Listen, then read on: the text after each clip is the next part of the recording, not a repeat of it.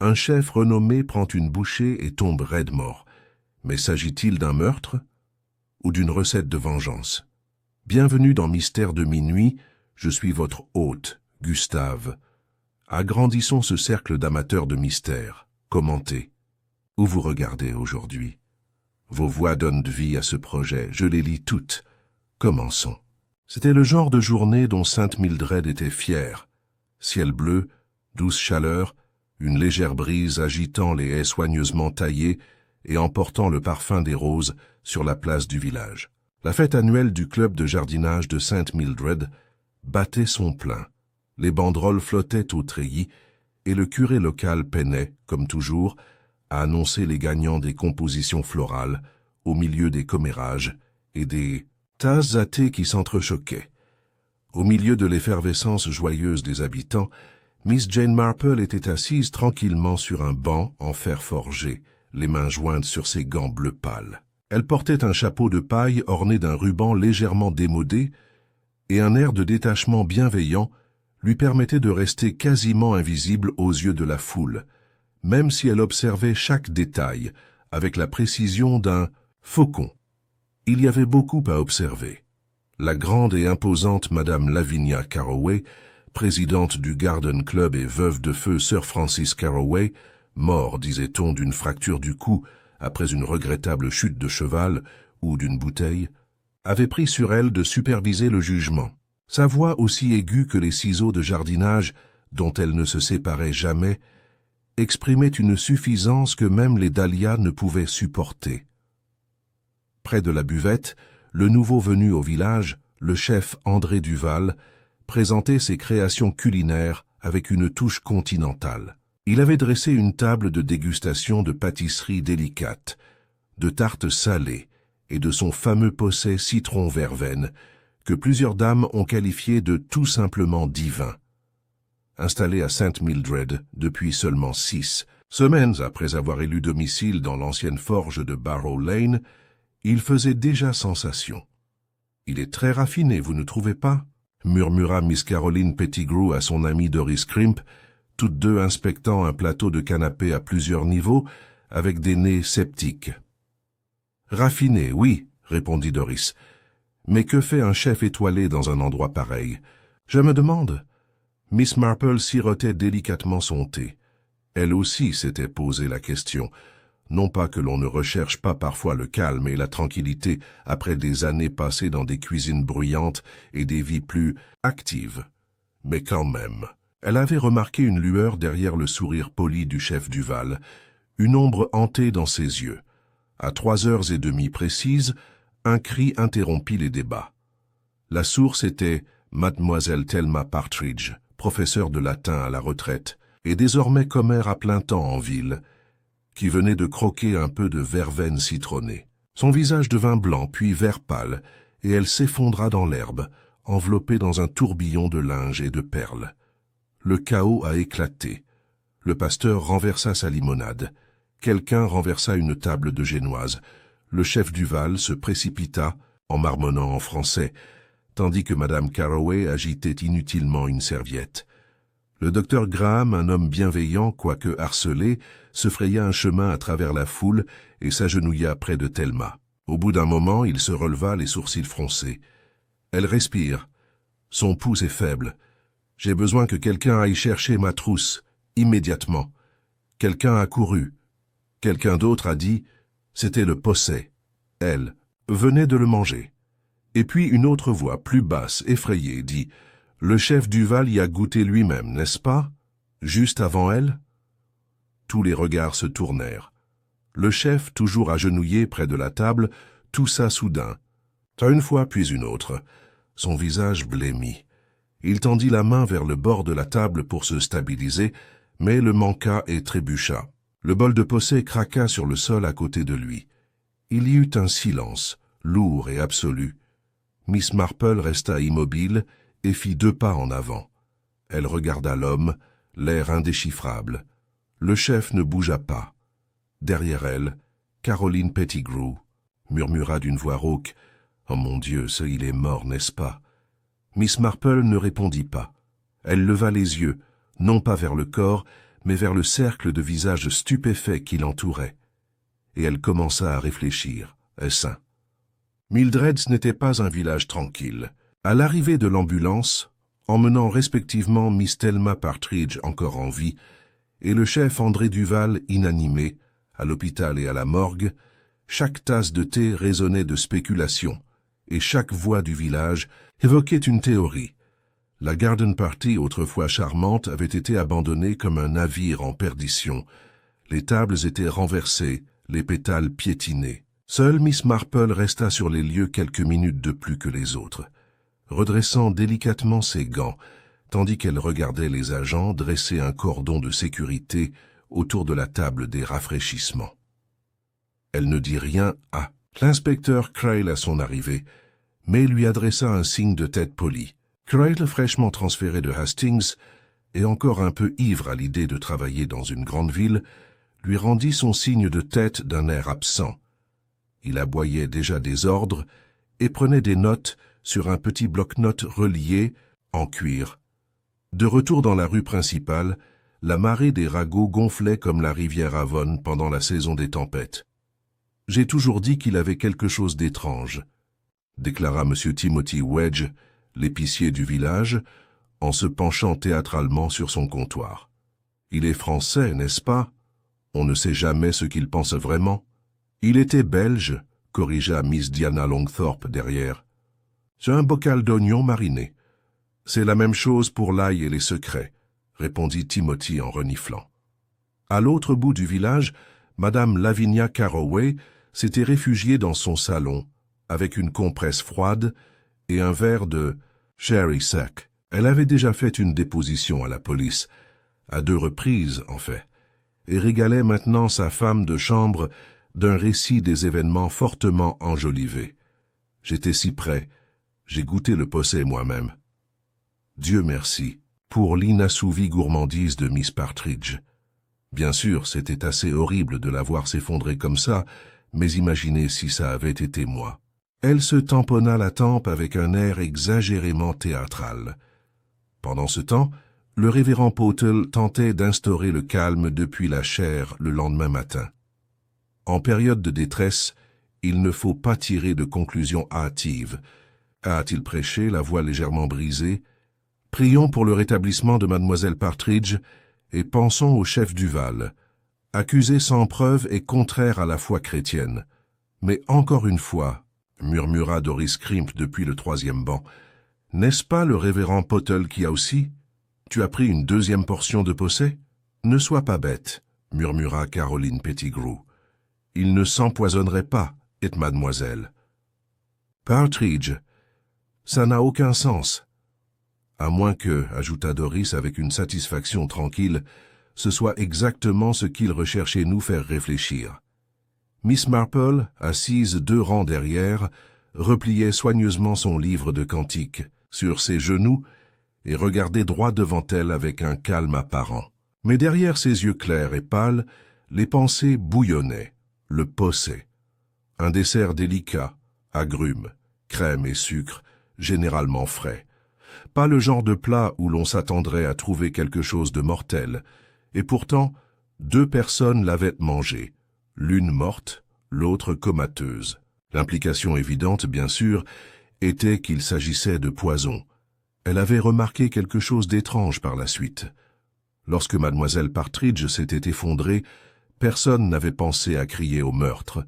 Ce n'est que lorsque le chef lui-même l'avait suivi, après avoir goûté sa propre création, que la peur s'était véritablement installée. C'est étrange. Comme si sa mort était ce qui donnait de la gravité à l'événement. Plus tard dans la journée, au presbytère, une petite réunion était déjà en cours, apparemment pour discuter de la réorganisation des événements du Garden Club à la lumière de la tragédie, bien que cela ait naturellement servi de centre d'échange de rumeurs. « J'ai entendu dire qu'il devait de l'argent à quelqu'un », dit Peter Burnham, le notaire du village, en sirotant un thé tiède. « Il avait des dettes à Paris, peut-être des jeux d'argent. »« Non, non !» intervint Madame Carroway, la voix légèrement rauque à force de parler trop fort. « C'était une histoire d'amour, je crois. Il a plaqué une femme, ou a été lui-même plaqué. Les Français sont passionnés, vous savez. Et c'est un motif de meurtre? Renifla le docteur Graham, qui revenait tout juste d'une visite de suivi à l'hôpital. Si c'était le cas, la moitié de Londres serait ensevelie 6 pieds sous terre. Tout le monde riait avec inquiétude. « Mademoiselle Marple, » dit Madame Carroway en se tournant vers elle avec un sourire forcé. « Vous n'avez pas dit un mot. Vous avez sûrement une ou deux théories. Vous avez toujours l'œil pour les détails. »« Oh non !» répondit Miss Marple avec un léger sourire. « J'ai toujours pensé qu'on voit mieux en écoutant. Les gens sont toujours prêts à partager tout ce qu'on a besoin de savoir, si on les laisse parler suffisamment longtemps. » Son commentaire provoqua des rires polis, mais quelques personnes s'agitèrent sur leurs chaises. Il y avait quelque chose dans le ton doux et dénué de toute malice de la vieille dame qui donnait soudain l'impression d'être démasquée même aux personnes les plus respectables. Plus tard dans la soirée, Miss Marple était assise dans son confortable salon de Church Lane, crochetant un napperon lavande. Le feu crépitait doucement et une théière fumait sur la table d'appoint à côté d'elle. Elle s'arrêtait de temps à autre pour noter un mot dans son petit journal relié en cuir. Des noms, des fragments de conversation, des observations sur sa posture, son ton, la façon dont certains regards se posaient à l'évocation du nom du chef Duval. Dehors, on frappe à la porte. « Entre, chérie. » Sayer Platel doucement. C'était l'inspecteur Crail, raide dans son uniforme, le visage figé dans un masque de neutralité officielle. « Mademoiselle Marple, » dit-il en ôtant sa casquette, « je me demandais si je pouvais... Enfin, j'ai pensé que vos impressions pourraient être utiles. J'ai entendu dire par les habitants que vous aviez la réputation d'être perspicace. » Miss Marple lui fit signe de s'asseoir. « Du thé ?» Il hocha la tête. « S'il vous plaît. Noir. Sans sucre. » Tandis qu'elle versait, il dit « On traite ça comme un meurtre, bien sûr. Les analyses toxicologiques ne sont pas encore revenues, mais les symptômes correspondaient à ceux de la strychnine, convulsions violentes et rapides dans le cas du chef Duval, et Miss Partridge, vivante. À peine elle n'a pas repris connaissance, mais les symptômes étaient plus légers, ce qui suggère une dose plus faible ou un composé totalement différent. Nous n'excluons aucune piste. » Miss Marple lui tendit son thé et s'installa en face. « Dites-moi, inspecteur, avez-vous trouvé des bouteilles ou des récipients non marqués parmi les affaires du chef ?» Crail parut légèrement surpris. « Non, rien de suspect dans la tente ou dans son cottage. Impeccable en fait. Un peu trop peut-être. »« Curieux, » murmura Miss Marple. « Si on empoisonnait sa propre nourriture, ne serait-il pas plus prudent de ne pas la consommer aussi ?»« Tu penses que ce n'était pas un suicide ?» Elle sourit faiblement. « Eh bien, si je devais empoisonner quelqu'un lors d'un rassemblement public, j'imagine que je voudrais un spectacle. Mais le suicide, c'est tellement privé, tu ne trouves pas? Et les méthodes salissantes plaisent rarement à ceux qui apprécient la présentation. » Crail fronça les sourcils. « Tu penses qu'il a été assassiné, lui aussi ?» Miss Marple sirota simplement son thé. On oublie souvent qu'un bon chef comme un bon acteur ne souhaite jamais que la scène finale tourne. Non, je pense que le chef Duval était très attaché à l'apparence, même à la mort. Il y eut une pause. « Inspecteur, » dit-elle doucement, « j'aimerais faire une promenade demain, dans Barrow Lane, peut-être passer voir le cottage. J'apprécie tellement un peu d'air frais. » Crail la regarda longuement, puis hocha la tête. « Je vais vous faire accompagner par un agent, par formalité. »« Très bien, » dit-elle en se levant avec un sourire bienveillant, « et tout à fait inutile, mais apprécié. » Dehors, les lumières du village vacillaient une à une, illuminant les rideaux tirés et les pièces silencieuses. Derrière elle, les gens murmuraient des théories et gardaient des secrets. Miss Marple, de nouveau assise près de son feu, se pencha en arrière et murmura pour elle-même « Ce n'est jamais le poison qui vous dit ce qui s'est passé. C'est qui a voulu le faire avaler et pourquoi. » Le lendemain matin, un léger voile de brume recouvrit Sainte Mildred, adoucissant les haies et masquant les toits d'un gris pâle. Les cloches de l'église sonnaient au loin. Mais le calme habituel semblait hésitant à revenir. Le village était toujours agité, comme une tasse de thé qui tintait légèrement sur sa soucoupe, même après que le bruit eut cessé. Miss Marple, enveloppée dans un châle gris tourterelle et portant un modeste sac à main en paille, descendait Barrow Lane. Le chemin serpentait doucement à travers les abords du village, bordé de murs recouverts de lierre et de touffes de digital penchées avec curiosité comme pour écouter. À ses côtés marchait l'agent Derek Sims, jeune, sérieux et s'efforçant de ne pas s'agiter. « L'inspecteur Crail m'a dit de vous accompagner, Miss Marple, juste pour que tout se passe bien, » expliqua-t-il en rougissant légèrement. « C'est gentil. » dit gentiment Miss Marple, sans prendre la peine d'ajouter qu'elle avait visité des scènes de crime bien avant que l'agent Sims ne soit diplômé du service des culottes courtes. « Vous n'êtes pas à Saint Mildred depuis longtemps, n'est-ce? »« Pas. Un peu plus d'1 an, madame, transféré de Chipping Hadley. C'est plus calme ici, enfin, était. Ah, mais les ennuis préfèrent souvent les endroits calmes, agent. Il n'y a pas de meilleure couverture qu'une pelouse bien entretenue et un sourire poli. » Ils s'arrêtèrent devant la vieille forge, aujourd'hui transformée en une jolie petite maison de pierre aux volets clos et bordée d'un petit jardin d'herbes aromatiques.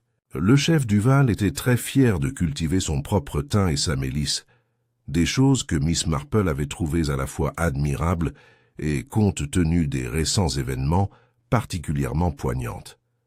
Sims déverrouilla la porte et recula. À l'intérieur, le cottage sentait légèrement le basilic et la cire d'abeille. Il était aussi impeccable que Crail l'avait dit. Plan de travail impeccable. Bocaux en verre soigneusement étiquetés en français et casseroles en cuivre qui brillaient même dans la pénombre. C'était trop propre. Habité, certes, mais à peine. Miss Marple marchait lentement dans l'espace, le bout des doigts effleurant légèrement un torchon, les yeux scrutant les livres sur l'étagère, la cuisine moderne, Escoffier, un roman de Zola et un livre de poche usé de orgueil et préjugés. L'inspecteur a-t-il mentionné si le chef du Val avait reçu des visiteurs ici récemment, a-t-elle demandé. Pas pour moi. Mais j'ai entendu dire qu'il avait pris le thé 1 ou 2 fois avec mademoiselle Felicity Summerby. Elle loue le cottage de Maple Hollow. Elle apprécie plutôt les étrangers, à mon avis. Est-ce ainsi? Miss Marple se dirigea vers le bureau dans le coin, petit, ancien et méticuleusement rangé. Elle ouvrit le tiroir du haut d'un geste délicat. À l'intérieur, une simple feuille de papier pliée en 4, écrite d'une écriture élégante. Elle la lut une fois et la remplaçait sans un mot. Rien ne changea dans son expression, mais ses yeux s'attardèrent sur le tiroir un moment de plus que nécessaire. Dehors, la brume commençait à se lever. Plus tard, dans l'après-midi, elle s'est rendue au Willow and Thimble, le salon de thé du village et le centre officieux de la vie sociale de Saint Mildred.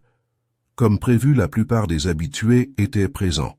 Madame Diana Longthorpe et Doris Crimp étaient assises près de la fenêtre de devant, occupées à faire semblant de ne pas avoir vu Miss Marple entrer.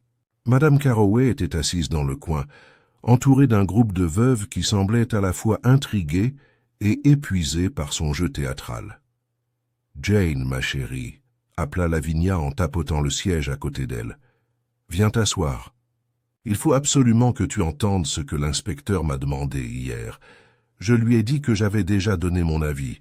2 fois, mais tu connais les hommes. » Ils firent insister. Miss Marple sourit et la rejoignit, acceptant une tasse de Darjeeling faible d'une serveuse qui l'attendait. « Et comment va la pauvre Miss Partridge ?» demanda-t-elle d'un ton léger. Toujours inconsciente, paraît-il. Pourtant, on m'a dit que sa fille était arrivée de Cheltenham. Une femme horrible qui ne vient jamais la voir, sauf si quelqu'un est mourant, ou peut-être mort. Elle baissa la voix. « Tu crois qu'ils vont bientôt arrêter quelqu'un ?»« Je n'oserais pas, » répondit Miss Marple en sirotant son thé. « Mais je m'interroge sur le procès. Ça paraît bizarre, non ?» Madame Carroway se pencha en avant, ses bagues illuminant la lumière. « Bizarre, en quoi ?» Eh bien, simplement que le chef Duval, de la vie générale, un homme au goût raffiné et au talent certain, y goûterait lui-même s'il avait l'intention d'empoisonner quelqu'un. Et puis, que la femme qui avait pris la plus petite cuillerée serait encore à l'hôpital, tandis que lui qui, vraisemblablement, en avait pris davantage, mourrait en quelques minutes. On pourrait presque croire que le poison était destiné à lui. Lavinia cligna des yeux. « Vous suggérez-il était la cible ?»« Oh, je ne suggère rien, » répondit Miss Marple d'un ton léger. « Je réfléchissais, c'est tout. Comme on le fait. » Mais d'autres avaient entendu. Doris Crimp et Caroline Pettigrew échangèrent des regards écarquillés. Monsieur Wedge laissa tomber son scone. À cet instant, la porte du salon de thé s'ouvrit en tintant. Une femme, grande et élégante, entra vêtue d'un manteau bordeaux et d'un chapeau assorti. Elle était saisissante, plus que Miss Marple ne l'avait imaginé. « Felicity Summerby », murmura Madame Carroway. « Eh bien jamais. Aylesbury. Elle entre en trombe maintenant, n'est-ce pas ?» Miss Marple observa silencieusement Felicity s'approcher du comptoir et demander une tasse de camomille. Sa posture était gracieuse, son ton égal, mais son regard se porta vers le coin où Miss Marple était assise et s'attarda une demi-seconde de trop. « Pardon, mademoiselle Summerby » appela doucement mademoiselle Marple. Félicité se retourna, son sourire immédiat, mais forcé. « Oui, pardonnez-moi, je suis Jane Marple. J'ai cru comprendre que vous connaissiez le chef Duval. » Felicity hésita légèrement. « On a discuté, oui. Il était intéressant. Passionné par son travail. Il m'a donné des conseils sur les herbes. Je cultive les miennes, tu sais. Comme c'est charmant. Et a-t-il déjà évoqué des problèmes, des inquiétudes, des ennemis peut-être ? Pas du tout, dit-elle trop vite. En fait, il a dit qu'il trouvait le village très paisible, un peu ennuyeux peut-être. Samson, je dis toujours que les endroits ennuyeux cachent les secrets les plus colorés. Le sourire de Felicity vacilla. Après être partie avec son thé, Miss Marple s'est levée et a épousseté sa jupe. « Je crois que je rendrai visite à Mademoiselle Summerby plus tard, » dit-elle à voix basse. « C'est toujours important de prendre des nouvelles de ses voisins en période difficile. » Ce soir-là, la sonnette de Maple Hollow retentit au moment où le soleil disparaissait sous les immenses arbres. Felicity Summerby ouvrit et trouva Miss Marple sereine debout sur le seuil. « Miss Marple, » dit-elle prudemment, « j'espère ne pas vous déranger. Je passais par là et j'ai pensé que ce serait agréable d'admirer votre jardin. Vous entretenez toujours des bordures impeccables. » Félicité ouvrit le portail et la laissa entrer. Le jardin était bien rangé, comme promis. Peut-être trop. Chaque herbe était rangée en rang régulier, pas un pétale de travers. Miss Marple se pencha pour humer la mélisse. « Un arôme si puissant, » murmura-t-elle, « et pourtant si innocent. On ne soupçonne jamais les herbes. » Felicity se tenait raide, les mains jointes dans le dos. « Vous êtes venue ici pour quelque chose, Miss Marple ?»« Oui, ma chérie. Juste une question, une petite. » Elle regarda la jeune femme dans les yeux. « Savez-vous pourquoi quelqu'un pourrait vouloir la mort d'André Duval ?» La bouche de Felicity s'ouvrit puis se referma, et dans cette pause, à peine plus longue qu'un souffle, Miss Marple savait qu'elle était très proche de quelque chose. L'inspecteur Crail n'était pas un homme connu pour son indécision. Au sein de la police métropolitaine, il avait travaillé sur des vols, des fraudes et même sur une brève affaire de cambriolage en série à Clapham, qui lui avait valu les éloges d'un commissaire. Il abordait chaque enquête avec une rigueur méticuleuse. Établir le mobile, identifier les opportunités et inscrire l'affaire dans une chaîne d'événements cohérente. Ainsi, lorsqu'il est revenu au village le lendemain matin, après avoir examiné les déclarations et les rapports médicaux, il a cru avoir vu clairement la situation. Félicité Summerby. Elle avait dîné en privé avec le chef Duval à au moins 3 reprises. Selon l'épicier Timothy Wedge, elle avait acheté chez l'apothicaire une quantité importante de mélisse fraîche, de sucre et, plus curieusement, de racines de valériane la semaine précédant la garden party. Cette dernière était souvent utilisée comme somnifère, mais concentrée et mélangée à des composés inappropriés, elle pouvait agir comme un sédatif. Ou pire. Ensuite, il y a eu l'affaire de la note, mais Crail l'avait trouvée lui-même dans le tiroir du bureau de Duval, pliée avec précision et légèrement parfumée à la lavande. Il n'était pas signé, mais indéniablement féminin. « Ça ne peut pas continuer », pouvait-on y lire. « Je sais ce que tu as fait. Si tu dis un mot, je nie tout. » Une étape classique menant au chantage ou à la trahison, pensa Crail. Et la seule femme avec laquelle Duval avait été vu régulièrement était Felicity Summerby. Il ne l'avait pas encore arrêtée. L'inspecteur Crail était méthodique, mais il avait clairement fait savoir à son agent que Mademoiselle Summerby restait une personne d'un intérêt sérieux. Elle cache quelque chose, et dit Crail à Miss Marple cet après-midi-là, alors qu'ils étaient assis dans le jardin du presbytère, sous prétexte d'une simple visite. J'en suis convaincu. La lettre, les herbes, le secret, ça colle. Miss Marple remuait délicatement. Son thé. J'en suis sûre, dit-elle. Mais les puzzles semblent souvent s'assembler jusqu'à ce qu'on essaie la dernière pièce et qu'on découvre qu'elle ne s'assemble pas. Crail fronça les sourcils. Tu crois que je me trompe? Je pense, inspecteur, répondit-elle doucement, que parfois le premier suspect est celui qu'on veut nous montrer le plus clairement. C'est pourquoi je trouve prudent de regarder légèrement de travers. L'inspecteur ne répondit pas, mais ses lèvres se pincèrent légèrement. Il respectait Miss Marple.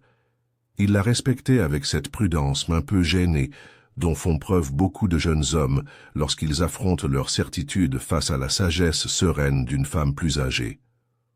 Pendant ce temps, la rumeur de la prétendue culpabilité de Felicity se répandait comme de la farine renversée dans une brise d'été. Elle l'a empoisonné par jalousie, c'est ce que j'ai entendu dire, a déclaré Caroline Pettigrew lors d'un petit déjeuner au Willow and Timble. Il allait la quitter et retourner à Paris. Vous imaginez? Abandonner une femme comme ça? Choquant. Elle ne m'a pas semblé très stable, murmura Diana Longthorpe. Toujours réservée, n'a jamais rejoint le cercle des femmes. C'est une écrivaine, a ajouté Doris Crimp. Vous savez, quoique moyen. Seule Madame Lavinia Carroway restait ambivalente. Elle était toujours plutôt distante, déclara-t-elle, mais pas du genre à empoisonner un homme. Et puis, je ne crois pas qu'elle ait même essayé le posset elle-même. C'est ce que je répète sans cesse. Si vous deviez empoisonner un plat servi à tout le village, pourquoi ne pas vous assurer de ne pas être parmi les convives? Miss Marple remarqua le commentaire, car elle interprétait tout ce que Lavinia disait avec plus de bon sens qu'elle ne le souhaitait. Il était en effet étrange que le prétendu empoisonneur n'ait pas pris part à la dégustation. Ce soir-là, elle rendit une fois de plus visite à Felicity Summerby, cette fois sans prétexte. « Je t'ai apporté quelque chose. » me dit-elle gentiment en lui tendant un bocal de sa propre confiture de prunes. « C'est fait à partir de l'arbre de mon jardin. C'est une plante remarquablement têtue, qui ne veut jamais fleurir, mais qui finit toujours par donner des fruits. » Felicity l'accepta avec un sourire pâle. « Merci, Miss Marple, mais je soupçonne que ce n'est pas seulement un geste de bon voisinage. Vous êtes très perspicace, » dit Miss Marple en s'asseyant sur le banc du porche. « Mais non, je ne vous demanderai rien d'aveu. Ce n'est pas ma façon de faire. Je demande seulement aux gens de bien réfléchir à ce qu'ils disent, savoir, et ce qu'ils supposent. » Félicité était assise à côté d'elle, les épaules tendues par la fatigue. « Je ne l'ai pas empoisonné, » dit-elle finalement. « Je n'ai pas écrit cette lettre non plus. Tu le savais alors? Je l'ai vu le lire une fois. Il ne me l'a pas montré, mais il avait l'air furieux. Ce n'était pas à cause de moi, j'en suis sûr, Miss. » Marple hocha la tête. « Il avait des ennemis, à votre avis? »« Pas des ennemis, mais... » Felicity hésita. Il était prudent ces derniers temps, nerveux. Je pensais que c'était juste son passé. Il parlait de son séjour à Paris comme si cela lui manquait terriblement, mais il y avait des choses qu'il taisait. Des gens peut-être, dont il ne voulait pas se souvenir. Miss Marple regarda le ciel déclinant. Ce n'est souvent pas ce qui est dit, mais ce qui ne l'est pas, qui raconte l'histoire. Alors qu'elle se levait pour partir, Felicity lui toucha le bras. « Tu crois qu'ils vont m'arrêter? L'inspecteur Krell est un homme raisonnable, » dit doucement Miss Marple. « Mais la raison est souvent influencée par la suggestion. C'est pourquoi il est important de ne pas tirer de conclusions hâtives, surtout quand on s'efforce de nous y contraindre. » Cette nuit-là, Miss Marple était assise avec son journal ouvert, notant un mot « dérivation ». Parce que c'était une diversion, n'est-ce pas? Le procès, son caractère public, le fait que les deux victimes y aient goûté, mais que seul le chef soit mort. Elle a commencé à reconstituer la scène dans son esprit. Le chef Duval avait présenté le procès avec fierté, assez fièrement pour le goûter devant tout le monde. Mademoiselle Partridge, impulsive, en avait pris une cuillerée presque immédiatement après. Mais si quelqu'un avait connu, il le goûterait lui-même, n'aurait-il pas évité de l'utiliser comme véhicule, sauf si, à moins que le possède n'était pas cela. Méthode originale. C'était peut-être quelque chose de complètement différent. Ses yeux se posèrent sur une note qu'elle avait griffonnée plus tôt. Il a bu du thé après le procès. Cela lui avait frappé en racontant. Le chef Duval avait pris une gorgée de sa tisane, juste un instant après avoir mangé le procès, avant de s'effondrer. Le poison aurait-il pu être dans les thés, pas le dessert? Cela expliquerait pourquoi. Lui seul était mort. Miss Partridge avait le pouvoir, certes, mais passe le thé. Et contrairement au dessert, le thé est facilement personnalisable, apporté de chez soi, siroté dans sa propre gourde, ou préparé dans une tasse à part. Son esprit s'emballait à présent. Si quelqu'un avait su que Duval servirait son procès, mais lui avait apporté du thé en signe d'amitié ou de réconfort, il n'aurait pu qu'empoisonner son tasse. Elle aurait besoin de découvrir qui avait préparé le thé, ou plus probablement, qui avait été vu pour le lui donner. Et elle pensait savoir qui pourrait s'en souvenir. Tôt le lendemain matin, Miss Marple retourna sur les lieux. Les restes de la fête avaient disparu. Table débarrassée, banderole retirée, mais la tente de rafraîchissement était toujours debout, attendant d'être définitivement démontée. Quelques jardiniers s'activaient nonchalamment, mais une femme, Alice Brent, qui aidait à la vente de pâtisseries du Cercle des femmes, rangeait les assiettes restantes dans des boîtes. « Alice, ma chère, » dit gentiment Miss Marple, « te souviens-tu qui a servi le thé du chef Duval pendant la garden party ?» Alice leva les yeux en clignant des yeux. « Oh, je crois que c'était Madame Carroway. Je m'en souviens parce qu'elle en a fait un peu tout un plat. Elle a parlé de faire goûter son mélange spécial à l'invité d'honneur. Du citron-gingembre, je crois. Elle l'a apporté dans une flasque en argent. » L'expression de Miss Marple ne changea pas, mais ses yeux, bleu pâle et perçants comme le givre, se rétrécirent légèrement. Le lendemain matin de sa conversation avec Alice Brent, Miss Marple était assise dans son salon, seule mais pas oisive. Une douce brise printanière soufflait par la fenêtre entr'ouverte, et le tic-tac délicat de l'horloge de parquet était le seul bruit dans la pièce, hormis le léger grattement de sa plume sur le papier. Elle n'écrivait rien de particulier. Elle notait simplement ses pensées au fur et à mesure qu'elles lui venaient, avec la sténographie particulière qu'elle avait développée au fil des ans. Observations, phrases prononcées, divergence de comportement. Un mot souligné à l'encre était entouré 2 fois, ballon. La flasque à thé en argent. Cela avait semblé si naturel à l'époque. Madame Lavinia Carroway, toujours la dame de la haute société, faisait étalage de son talent en servant un mélange spécial, adoté à l'illustre invité du village. Elle en avait parlé avec fierté. Mon propre mélange. Rien de acheté en magasin, remarquez.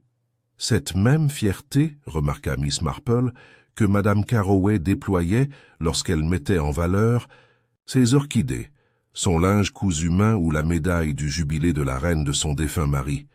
Mais Madame Carroway était également restée près de la tente de rafraîchissement tout au long de la fête. Observatrice, dirigeante, assistante, Freepiece, comme elle disait. Miss Marple connaissait bien les gens qui aimaient assister, ils gardaient rarement leurs mains hors du centre des choses. Elle remit le capuchon de son stylo et referma son carnet. Elle avait désormais une nouvelle direction. Une direction qui pourrait mener à quelque chose qu'elle avait négligé, quelque chose de mineur mais de crucial. Elle n'avait pas l'intention de parler directement à Madame Carroway. Pas encore. Elle allait plutôt s'adresser à quelqu'un qui pourrait lui apporter des éclaircissements, voir la vérité. Dr Graham. Elle le trouva dans son cabinet médical, où l'odeur d'antiseptique et le ronronnement du ventilateur de plafond engourdissèrent les sens. Il triait des dossiers, mais il leva aussitôt les yeux à l'entrée de Miss Marple. « Mademoiselle Marple », dit-il en soupirant légèrement. « Je ne peux pas imaginer que ce soit une visite de courtoisie. »« Pas tout à fait, » dit-elle, « mais je te promets de ne pas trop te prendre de temps. » Il lui fit signe de s'asseoir. « Je me demandais, » dit-elle aimablement, « comment allait Mademoiselle Partridge? Y a-t-il eu une amélioration ?» Il secoua la tête. Toujours inconsciente. Elle respirait seule, mais le poison, quel qu'il soit, a agi très rapidement. « De la strychnine ?» demanda-t-elle. « Non, les résultats sont revenus hier. » Il jeta un coup d'œil par-dessus ses lunettes. C'était de l'aconitine, de l'aconite. « De l'aconitine » répéta Miss Marple. « Maintenant, oui, c'est intéressant. » Le médecin se pencha en avant. « C'est rarement utilisé de nos jours, très démodé et difficile à extraire en toute sécurité, mais ce n'est pas impossible. » Il hocha la tête d'un air sombre. « Non, surtout si l'on avait accès à la plante brute, qui, soit dit en passant, peut pousser très joliment dans les jardins anglais. De hautes fleurs violettes, souvent confondues avec des delphiniums. Diriez-vous que quelqu'un aurait pu le faire à la maison? Avec les bonnes connaissances, oui. C'est thermostable. On peut le camoufler dans des arômes forts, du thé par exemple. » Miss Marple sourit faiblement. « Merci, docteur. Vous m'avez été d'une grande aide. » Cet après-midi-là, Miss Marple suivit son itinéraire habituel, à travers le village, s'arrêtant de temps à autre pour admirer un panier suspendu ou complimenter une haie. Sa destination cependant était précise, les archives du club de jardinage, conservées dans la petite bibliothèque annexe à côté de la salle paroissiale. En tant que membre fondatrice du Garden Club, un fait que beaucoup avaient oublié, elle avait facilement accès aux archives des bulletins d'information et des comptes rendus, et elle savait exactement ce qu'elle cherchait. Cela ne lui a pas pris longtemps. Temps fort du club, réunion de juillet. Félicitations à Madame Lavinia Carroway pour son spécimen primé d'Aconitum napellus, cultivé à partir de graines, rien de moins. Un véritable triomphe de rigueur horticole. Miss Marple referma doucement le dossier. Elle ne souriait pas. Pas encore. Elle avait maintenant son indice, caché à la vue de tous. Un de ces charmants petits détails que tout le monde avait négligé, parce qu'il avait été célèbre, qui remettrait en question la fleur primée d'une femme. Et pourtant la fleur avait tué un homme. Pourtant Miss Marple savait qu'il valait mieux ne pas bondir. Le timing était primordial, et ce qu'il fallait maintenant, c'était le contexte, le personnage, l'histoire. Un mobile, encore obscur. Elle a trouvé une autre pièce ce soir-là, lorsque Felicity Summerby est arrivée à l'improviste à son chalet. « J'espère que je ne vous dérange pas, » dit Felicity, visiblement agitée. « J'ai trouvé quelque chose. Dans un livre d'André, je ne savais pas à qui d'autre l'apporter. » Elle tendit à Miss Marple un bout de papier plié. Il avait été glissé dans un recueil usé de poèmes de Baudelaire. Miss Marple le déplia soigneusement. « Tu me dois tout. Si tu crois que je vais te laisser disparaître dans ton petit village anglais et faire comme si de rien n'était, tu te trompes. Je veux ma part. Où je parle. Pas de signature, mais dactylographié, pas manuscrit. » Miss Marple fronça légèrement les sourcils. « Il vous en a parlé? »« Pas directement, » répondit Felicity, « mais il semblait nerveux la semaine dernière, nerveux, effrayé même. Et ce papier, il était à l'intérieur son livre, tu es sûr? » Félicité hocha la tête. Je pense que quelqu'un le faisait chanter, dit-elle, et il avait peur que tout cela le rattrape, mais je ne sais toujours pas qui. Miss Marple baissa de nouveau les yeux sur le journal. Moi non plus, murmura-t-elle. Mais je crois savoir qui vouloir nous faire croire qu'il était victime de chantage. Félicity le fixa. Que veux-tu dire? Seulement, il y a quelque chose de très utile dans une fausse piste, surtout si elle a la bonne odeur. Elle replia le papier et remercia Félicity, qui partit peu après, visiblement perturbée. Une fois seule, Miss Marple retourna à son carnet. Elle a écrit « Aconitine ». Aconite Mam Carroway l'a fait pousser. Confirmé T en flacon. Livraison directe. Aucune preuve que le chef a été victime de chantage, sauf une note non sourcée A qui profite sa mort. Puis en dessous, feu Sir Francis Carroway. Chef Duval, gars ancien valet, elle fixa les mots. C'était une intuition, rien de plus, mais quelque chose dans la posture de Duval, son regard constant, son malaise face à l'attention, ce n'était pas l'arrogance typique d'un chef. Et s'il ne l'avait pas fait, toujours c'était chef, et s'il avait été autrefois un serviteur, et s'il avait une fois servi les Carroways, elle avait besoin d'une confirmation, et elle savait exactement où la trouver. 2 jours plus tard, Miss Marple était à Londres. Le voyage en train fut long, mais agréable, et elle se dirigea directement vers l'ancien cabinet d'avocats d'Ebury Street. La succession de Sir Francis Carroway était gérée par Hawthorne & Blythe depuis des décennies. Elle se présenta et, avec une douce insistance, posa quelques questions polies sous couvert de « recherche familiale ». C'était incroyable, pensa-t-elle, combien de portes un ton doux et un visage innocent pouvaient encore ouvrir. « Oui, Sir Francis avait un valet à Paris », dit le vieux commis.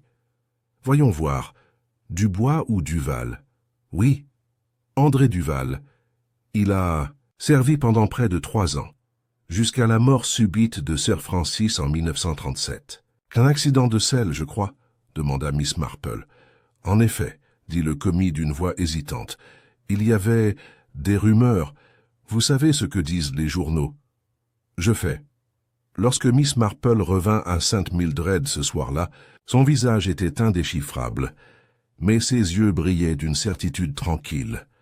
Le chef André Duval n'était pas venu à St. Mildred's pour s'échapper son passé. Il était venu pour l'affronter, et quelqu'un avait fait en sorte qu'il ne vive pas assez longtemps pour le faire. Le village de St. Mildred's, malgré ses haies impeccables et sa réputation de propreté impeccable, ne s'était jamais vraiment remis du choc de la Garden Party. Le meurtre du chef Duval avait eu des répercussions, perturbant les relations, faisant ressurgir des rancunes longtemps crues enfouies et faisant vaciller les sourires polis. Miss Marple, toujours à l'affût, remarquait ces soubresauts du tissu, social avec la précision d'une aiguille, traquant une maille perdue. Les rumeurs continuaient de circuler, mais quelque chose avait changé. Les gens se méfiaient désormais, non seulement du meurtrier, mais aussi de la suspicion, capable de meurtre. Le lundi matin, Miss Marple rendit visite à une vieille amie, Miss Millicent Hayes, qui avait été la dame de compagnie de Lady Carroway durant ces dernières années. Miss Hayes vivait désormais dans une modeste chaumière à la lisière du village, subvenant à ses besoins grâce à une petite rente et à la dignité tranquille de quelqu'un qui avait beaucoup vu et peu parlé. Millicent prépara du thé en silence et le servit avec 2 biscuits au gingembre, puis s'assit en face de Miss Marple sur une chaise à dossier droit. « Vous êtes ici à propos de Lavinia » dit-elle sans préambule. Miss Marple sourit. « En quelque sorte. Je me demandais si vous vous souveniez d'un valet nommé Duval. Il travaillait pour Sir Francis, n'est-ce pas ?» Les yeux de Millicent se tournèrent vers la fenêtre. « C'est vrai.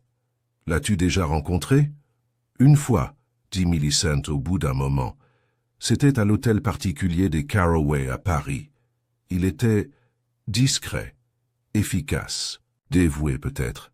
Lady Carroway ne l'aimait pas. » Miss Marple pencha la tête. « Pourquoi ?» Elle disait qu'il était trop attentif. Il surveillait tout. Il en savait trop. Et Sir Francis? La voix de Millicent baissa. Sir Francis avait des secrets.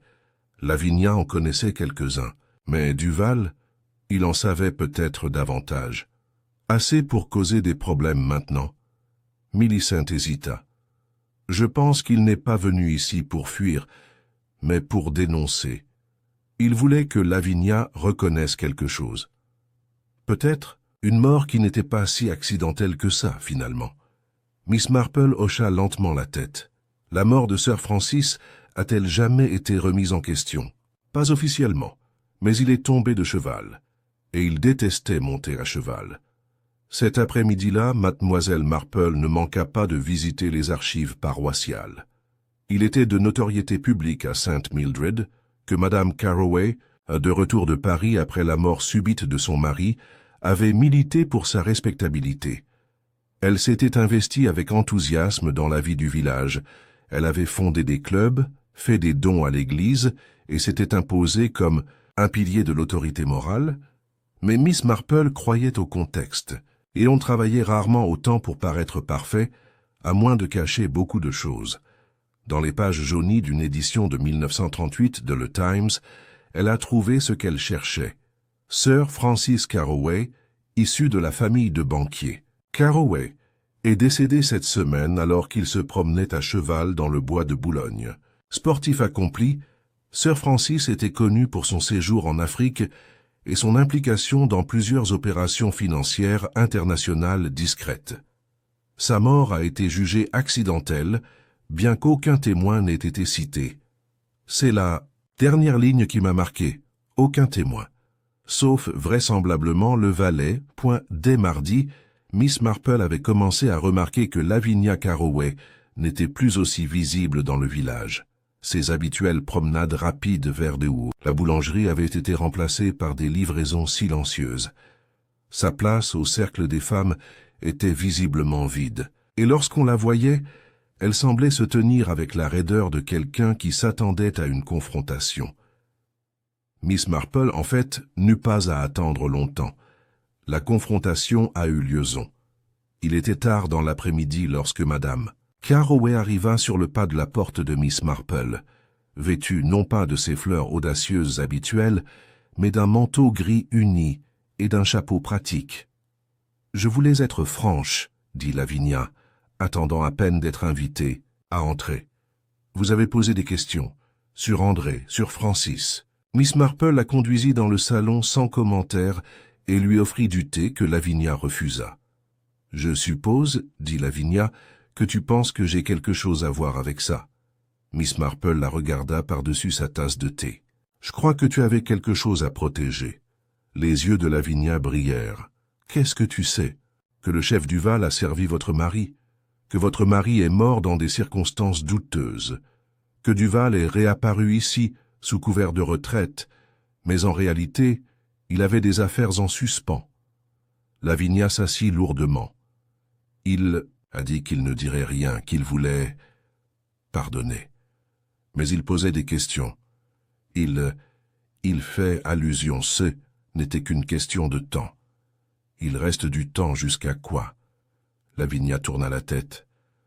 Jusqu'à ce que tout éclate. Que Francis n'était pas simplement malchanceux, qu'il était violent, qu'il avait des dettes, que l'accident de cheval n'était pas entièrement un accident.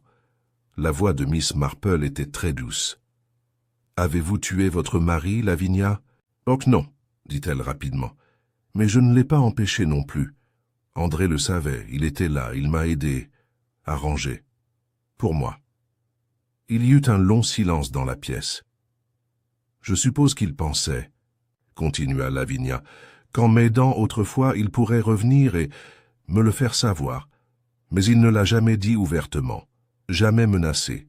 Juste, regardez-moi, comme il l'avait fait avant. Et donc vous l'avez empoisonné. » Non. Lavinia se redressa d'un bond, tremblante. Je ne voulais pas le tuer, je voulais juste le calmer. Le thé, oui, je l'ai apporté, mais je n'ai utilisé que de la valériane et de la mélisse. Je voulais qu'il se sente fatigué, désorienté, comme s'il avait besoin de repos. Je n'ai rien utilisé de plus fort, je le jure. Miss Marple la regarda pendant un long moment, et pourtant il est mort. Lavinia le fixa. Quelqu'un d'autre a dû ajouter quelque chose. Quelqu'un qui recherchait. Il est mort. Ou quelqu'un qui croyait que tu voulais sa mort. La voix de Lavinia se brisa. Je n'ai jamais souhaité la mort de personne, ni Francis ni André. Je voulais juste que tout soit fini, s'en aller. Plus tard dans la soirée, Miss Marple reçut un visiteur inattendu. C'était le docteur Graham. Je pensais que tu devais le savoir, dit-il d'un ton sombre. Miss Partridge s'est réveillée. Miss Marple se redressa. Oh, elle est très faible, mais cohérente. Et elle s'est souvenue de quelque chose. Juste avant de tomber malade, elle a dit avoir remarqué la gourde sur la table, mais ce n'était pas Lavinia qui en avait versé. Qui donc? Graham hésita. Elle a dit que c'était Doris Crimp. Elle a dit que Doris s'affairait, rangeait, puis elle a versé le thé et l'a tendu à Duval avec un sourire. Les yeux de Miss Marple se rétrécirent. Et Doris, dit-elle, était autrefois une servante dans la maison Carroway. Oui, brièvement. Merci, docteur, dit-elle en se levant. Vous m'avez dit exactement ce que je voulais. Savoir. À la maison, Miss Marple tourna une nouvelle page de son carnet. Elle a écrit « Doris No femme de ménage pour Carroways, 1937 », confirmé par Millicent Hayes. Vous avez été témoin des abus de Sir Francis, peut-être impliqué dans la dissimulation de sa mort Duval revient. Menace à exposer le deux Lavinia et Doris. Modeste, invisible, idéal pour l'administration de Poison L, s'arrêta et tapota légèrement la page avec son stylo. 2. Personne avait des secrets qui valèrent la peine de tuer. L'une voulait enterrer le passé, l'autre voulait s'assurer qu'elle reste dehors de cette tombe elle-même. Le lendemain matin, l'aube était étrangement calme à Saint Mildred. L'air était imprégné de la paix d'un lieu en attente de quelque chose, même si personne n'aurait pu deviner de quoi il s'agissait. À 7h42 précise, un cri perçant a éclaté du salon de thé Willow and Thimble. C'était Martha Higgs, la jeune aide boulangère, qui était arrivée tôt pour préparer les viennoiseries du matin. Elle était entrée dans la cuisine et avait trouvé la porte entr'ouverte, une fenêtre grande ouverte. Doris Crimp s'était effondrée sur la table de préparation, la tête appuyée près du saladier, la bouilloire grésillant encore sur le feu. Mort, à 9h, la nouvelle avait fait le tour de tous les magasins, de tous les foyers, et même du presbytère. Les mêmes questions revenaient de toutes les lèvres. Comment? Pourquoi? Qui? Et plus troublante encore, s'agissait-il du même tueur? L'inspecteur Crail arriva promptement sur les lieux, la mâchoire serrée, le regard dur. Les agents bouclèrent le salon de thé et le docteur Graham confirma ce que tout le monde soupçonnait déjà. Doris était morte au petit matin, apparemment d'un empoisonnement. Même symptôme, demanda Crail en scrutant le salon de thé. Graham hocha la tête. Apparemment, la rigidité n'était pas encore installée. Elle était seule. La fenêtre avait été forcée, mais pas cassée. Quelqu'un était peut-être entré ou sorti. Au petit matin, Miss Marple arriva discrètement, se faufilant entre les spectateurs. Elle ne dit rien jusqu'à ce que Crail la remarque debout au bord du ruban. « Encore une », murmura-t-il en s'approchant. « Vous aviez raison, Miss. Marple, ce n'était pas fini. » Elle jeta un coup d'œil au bâtiment, puis au corps désormais respectueusement recouvert. Doris Crimp n'a jamais été la suspecte la plus évidente. C'est pourquoi elle semblait si bien placée pour ce crime. Mais quelqu'un d'autre le savait aussi. Tu pensais c'était... Quoi? Un silence? Peut-être, dit Miss Marple. Ou peut-être une mesure de sécurité. Doris savait peut-être quelque chose qu'elle comptait partager. Crail plissa les yeux. « Tu as une théorie. J'ai un modèle, » dit doucement Miss Marple. « Mais j'attends la pièce qui relie tout ça. » Crail hésita, puis lui fit signe de s'approcher. « On a trouvé quelque chose sur elle, » dit-il. « Dans son sac à main. Tu devrais peut-être le voir. » À l'intérieur de la zone de preuves improvisée des gendarmes, Crail a montré à Miss Marple une enveloppe pliée, simple, avec les mots « à ouvrir seulement s'il m'arrive quelque chose », griffonné sur le devant. Pas de nom, dit-il, mais l'écriture correspond à une liste que nous avons trouvée dans le tiroir de sa cuisine. Miss Marple lut lentement la note d'une seule page. Ses yeux ne s'écarquillèrent pas, ses mains ne tremblèrent pas, mais lorsqu'elle releva la tête, son regard avait changé. Il était désormais concentré, aiguisé comme une aiguille. « Puis-je » Crail hocha la tête. La lettre disait « J'ai gardé le silence trop longtemps. J'ai fait ce qu'on m'avait dit à l'époque, et je le regrette depuis. Je pensais que tout cela avait disparu, mais quand je l'ai revu Duval, j'ai su que non. Il se souvenait de moi. Pire encore, il se souvenait de ce que j'avais vu. Lavinia l'a poussé. Je l'ai entendu lui crier dessus avant qu'il ne tombe. Sir Francis, je veux dire. Elle a dit « C'est fini maintenant », et le cheval a rué et il s'est envolé. Duval l'a aidé à étouffer l'affaire, mais maintenant, il voulait quelque chose en retour. Il m'a dit qu'il allait tout raconter. Il m'a demandé si je soutiendrais son histoire si jamais on en arrivait là. Je n'ai pas dit oui, je n'ai pas dit non non plus, et maintenant il est mort. S'il m'arrive quelque chose, c'est parce que quelqu'un a voulu que le passé reste enfoui. Il n'y avait pas de signature, mais ce n'était pas nécessaire. Miss Marple plia la lettre avec soin. À midi, le village était tendu, fragile. Des murmures circulaient comme des parasites dans les boutiques et le long des haies. La dame Carroway n'est pas apparue au déjeuner du presbytère. Felicity Summerby non plus. Le révérend Pottle non plus, d'ailleurs, bien que Miss Marple n'ait rien remarqué d'inhabituel à ce sujet. Il se retirait souvent en période de stress, et ses sermons avaient récemment pris un ton particulièrement apocalyptique.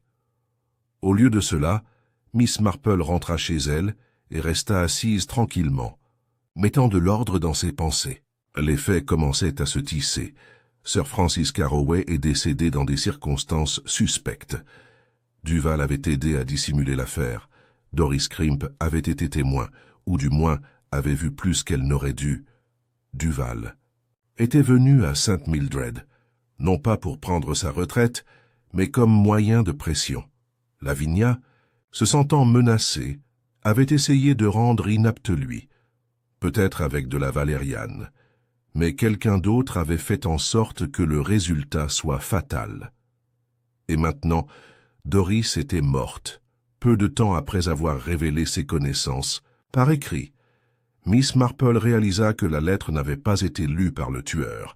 S'il l'avait su, il l'aurait détruit, ce qui signifiait que ce deuxième meurtre n'était pas prudent.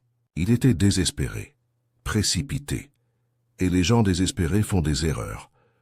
Ce soir-là, Miss Marple fit une dernière visite, cette fois au cottage de Felicity Summerby. L'écrivain ouvrit la porte, pâle, les traits tirés et désorientés. Elle parvint à peine à saluer Miss Marple avant qu'elle ne fasse doucement irruption, non invitée mais non importune. « Felicity, ma chère, » dit Miss Marple, « je me demandais si vous me permettriez de vous demander quelque chose d'assez délicat. » Felicity hocha la tête sans un mot. « Tu m'as dit que Duval était venu ici pour affronter son passé, qu'il était perturbé, mais tu ne m'as jamais rien dit. À quel point tu le connaissais? » Avant. Les lèvres de Felicity s'entr'ouvrirent, son regard se détourna. « Vous étiez plus que des amis, n'est-ce pas ?» demanda gentiment Miss Marple. « À Paris, avant qu'il ne quitte la maison Carroway. » Felicity laissa échapper un léger soupir. « Oui, » murmura-t-elle, « ce fut bref, il m'a aidé à échapper à une situation terrible. Je vivais chez une tante, et il a arrangé mon arrivée en Angleterre. Je lui devais plus que je ne peux le dire, et quand il est venu ici, il a de nouveau demandé votre aide. » Felicity hocha la tête. Il voulait que j'écrive son histoire, que je la rende publique, mais il n'allait pas bien. Il avait peur. Il m'a demandé de n'en parler à personne, surtout pas à Lavinia. Et tu ne l'as pas fait. Non, mais maintenant que Doris est morte, Je ne sais pas si j'ai bien fait. Miss Marple posa doucement la main sur son poignet. Ne rien faire est rarement la bonne chose à faire, ma chère, mais ce n'est pas toujours la mauvaise non plus. Cette nuit-là, Miss Marple était assise près de son feu, la lumière vacillant sur ses traits tandis qu'elle réfléchissait à tout ce qui était désormais révélé. 2 morts, un crime oublié depuis longtemps, et un village désormais démasqué, mais l'acte final restait encore à venir, parce que quelqu'un pensait encore avoir enterré la vérité suffisamment profondément. Quelqu'un s'accrochait encore à la croyance que le passé, une fois passé sous silence, le resterait. Mais Miss Marple savait mieux que ça. Elle avait appris depuis longtemps que la nature humaine est une piètre gardienne de tombe. Les secrets ne se décomposent pas en silence. Ils attendent, ils murmurent, et finalement ils ressuscitent. Elle fixait le feu, son esprit enfin calmé. Elle savait qui était le meurtrier. Il s'agissait maintenant de les voir se révéler. Le lendemain de la mort de Doris Crimp, le ciel au-dessus de Sainte Mildred était d'un gris pâle et délavé, comme si le ciel lui-même retenait son souffle. Le village, habituellement animé vers 10 heures, semblait silencieux, porte fermée un peu plus fort, store baissé. Personne ne voulait être vu en train de chuchoter, et pourtant tout le monde parlait. Miss Marple, cependant, restait calme comme toujours. Elle parcourait le village avec sa discrétion habituelle, ne semblant s'intéresser qu'à la fraîcheur des laitues de l'épicier ou à la taille inégale des haies devant le presbytère. Mais sous ces dehors avenants, un plan précis se dessinait déjà, parce qu'elle savait qui était le tueur. Et maintenant, elle avait l'intention de le prouver. Ni les empreintes digitales, ni les preuves médico-légales, c'étaient des outils réservés aux jeunes détectives, moins patients. Non, Miss Marple préférait ses propres outils, un esprit vif, une profonde compréhension de la nature humaine et un don de vieille femme pour se laisser sous-estimer. Elle attendait un visiteur. À 4 heures précises, Madame Lavinia Carroway arriva au cottage de Mademoiselle Marple, l'air fatigué mais sa tenue était soignée. Une écharpe à fleurs nouée avec précision, des gants assortis à ses chaussures et une broche en forme de violette épinglée à son manteau. Elle paraissait calme, mais ses mains la trahissaient, serrées sur la bandoulière de son sac à main, les jointures blanches. « Jane, » dit-elle avec un sourire qui n'atteignait pas tout à fait ses yeux, « je voulais t'appeler et mettre les choses au clair. C'est gentil, » dit Miss Marple en se levant de son fauteuil. « Entrez, je viens de préparer un plateau. » Lavinia entra et cligna des yeux à l'odeur réconfortante du vernis à la lavande et du gâteau éponge. Miss Marple la conduisit au salon, où le thé avait été servi avec sa précision habituelle. Un petit feu crépitait dans la cheminée, et le tic-tac de l'horloge résonnait doucement en arrière-plan. « De la mélisse » demanda Miss Marple d'un ton innocent en brandissant la boîte à thé. « J'ai trouvé ça approprié, un parfum si apaisant. » La bouche de Lavinia se contracta. « Oui, tout à fait. » Ils s'assirent. Miss Marple servit. Le tintement de la porcelaine emplit le silence. « J'espère que vous tenez le coup, » dit doucement Miss Marple. « Tout cela a été plutôt difficile, j'en suis sûre. » Lavinia prit une gorgée de thé et hocha la tête. « Plus que difficile, j'ai l'impression que ma vie entière est examinée. Eh bien, c'est la nature même du meurtre, n'est-ce pas ?» dit Miss Marple d'un ton enjoué. « Cela place tout le monde sous un microscope impitoyable. Les secrets ont tellement tendance à remonter à la surface. » Lavinia ne dit rien. Miss Marple poursuivit d'un ton léger. « Bien sûr, je dis toujours que c'est rarement le meurtre lui-même qui révèle le meurtrier. C'est ce qu'ils font. Après. La deuxième mort, par exemple, c'était tout à fait inutile, maladroit même. » Les doigts de Lavinia se figèrent autour de sa tasse de thé. « Ah oui, » poursuivit Miss Marple, « Doris Crimp n'était pas une menace, pas comme le chef Duval. Elle était hésitante, effrayée. Mais elle en savait juste assez, n'est-ce pas? Assez pour la rendre dangereuse. Elle se souvenait de ce qui était arrivé à Sir Francis, et elle avait commencé à parler. « Je n'en sais rien, » dit Lavinia, la voix tendue. Mais vous le feriez, dit doucement Miss Marple, parce que vous saviez que Doris était venue dans la maison. Vous saviez qu'elle avait vu quelque chose. C'est pour ça que vous lui avez confié ce poste. Au cercle des femmes, vous l'avez gardé près de vous, vous l'avez surveillé. Lavinia posa sa tasse de thé. « Tu m'accuses encore, Jane ?»« Oh non, » répondit Miss Marple avec une douceur qui masquait presque l'acier en dessous. « Je ne fais que spéculer, et j'observe. »« Tu regardes ?» Miss Marple hocha la tête. « Les gens te racontent beaucoup de choses, Lavinia, même quand ils mentent. Surtout quand ils mentent. » Elle se leva et marcha lentement vers la fenêtre. « Prenez par exemple le thé. Tant d'histoires autour de cette flasque en argent. Et pourtant, personne n'a pensé à demander ce qu'elle était devenue. Après la fête, Lavinia cligna des yeux. Je l'ai ramenée à la maison. »« Oui, » dit Miss Marple, toujours en regardant le jardin. « Vous l'avez dit à Creil. Mais ce n'était pas chez vous quand ils ont fouillé, n'est-ce pas ?» Lavinia ne répondit pas. Miss Marple se retourna. « Tu vois, le véritable truc du poison, Lavinia, ce n'est pas seulement la façon de le délivrer. C'est la élimination. Et c'est là que tu as fait ton erreur. » Lavinia perdit légèrement ses couleurs. « Je ne comprends pas. »« Oh, mais si, » dit gentiment Miss Marple. « Vous avez retiré la fiole, bien sûr, mais pas pour cacher la racine de valériane. Vous vouliez vous débarrasser de l'aconitine. L'aconite. D'ailleurs, vous aviez remporté un prix pour sa culture il n'y a pas si longtemps. » Lavinia se leva brusquement. « Tu as ce nom-là, preuve de cela. » « Non, » acquiesça Miss Marple, « pas au sens policier du terme. Mais des gens ont vu des choses. Des gens qui se sentent désormais suffisamment en sécurité pour parler. Comme Millicent Hayes qui se souvient que vous avez crié sur votre mari la nuit de sa mort. Ou Martha Higgs qui vous a vu vous faufiler dans le salon de thé au petit matin où Doris a été retrouvée. » Elle ment. « Non, » répondit Miss Marple doucement mais fermement. « C'est vous. » Il y eut un silence. Puis Lavinia s'assit à nouveau, tout son corps tremblant. « Ça n'aurait pas dû se passer comme ça, » murmura-t-elle. « Il a promis.